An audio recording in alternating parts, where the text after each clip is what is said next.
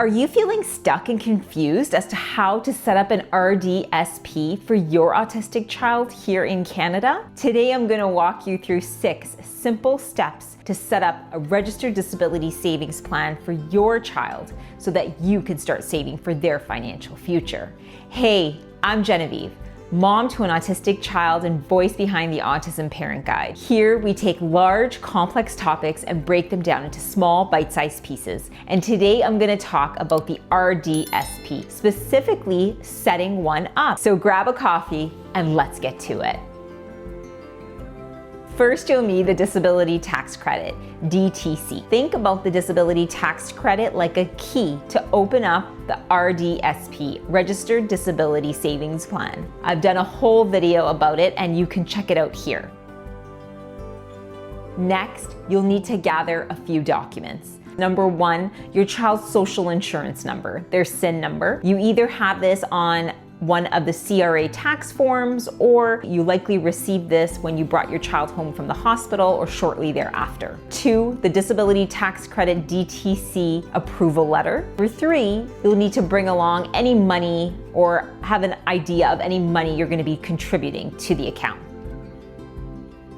Before you decide on where to open up your RDSP account, you need to decide how you want the money in the RDSP invested. If you're confused about the RDSP and the ins and outs of it, I did a whole video that I'm going to link up here about the ins and outs of the RDSP. This step is very important, and I'm going to walk you through 5 major options as to how to invest the money within the RDSP. Number 1, GICs, guaranteed investments, and they have lower rates of return. 2, mutual funds. These are easy to set up, but they do have higher fees and will eat away at your long-term growth. Number 3, exchange-traded funds, ETFs. These have lower fees, they're diversified, and they're great for long-term growth. Number 4, stocks. High risk, high reward. I would say that if you are a savvy investor, stocks are definitely an option. You're allowed to buy and trade US and Canadian publicly traded stocks. Number 5, bonds, government or corporate. Here's something I want you to remember. When you go to set up your RDSP, most local banks only offer GICs or mutual funds. And if that is easiest for you, then go for it.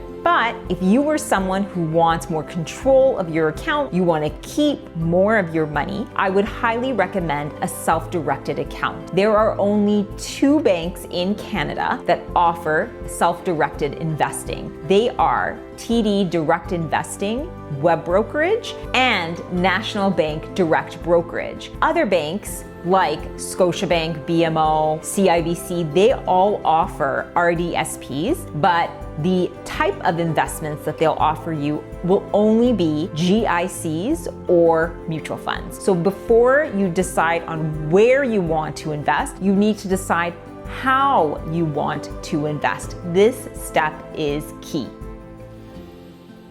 Now that you figured out how you want to invest your money, you can decide on where you want to invest your money. If you want to take the simple route and invest in GICs and mutual funds, you can call up any branch or any bank and they will set up the account with you. You just take the documents, both your SIN number and the DTC approval form and any money you want invested, and you bring it along with you to your appointment, as well as your ID. If you choose to do a self-directed account, there are only 2 branches that are available.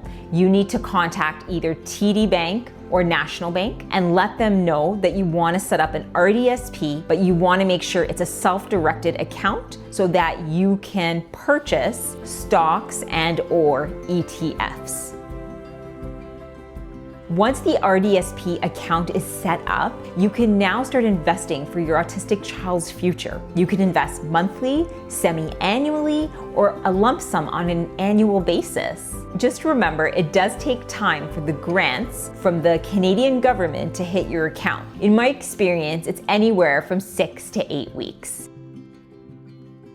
The last step, I want you to understand government grants and bonds and how the RDSP really shines and why I think it is the best savings plan here in Canada. you can contribute to the RDSP for your child up to $200,000 in a lifetime. The government will give you up to $90,000. That's $70,000 in grants and $20,000 in bonds. If you are a low-income family, you don't even have to contribute a dime, and the government will actually just pop some money into there for you, which you can invest for your child. Every year, the net income threshold changes. I go through the ins and outs of that in my last video talking about RDSPs. Your exact match will change depending on your family's net income for the year. But the key takeaway here is remembering that the government, regardless, is boosting your contributions by either matching you $1 for dollar up to a certain amount, or giving you up to 3 times the amount that you're contributing for your child. I know this can feel overwhelming. I know you have a lot on your plate as a parent of an autistic child. I hear you, but this is important. This will set your child up for success in the future, and it'll let you breathe a little easier in the future. I've created a document for parents out there and guardians as to the 6 steps to follow when setting up an RDSP. You can just click on my website or click on the link below, and it'll allow you to download the document completely for free. If this video has helped you, click the like and subscribe button.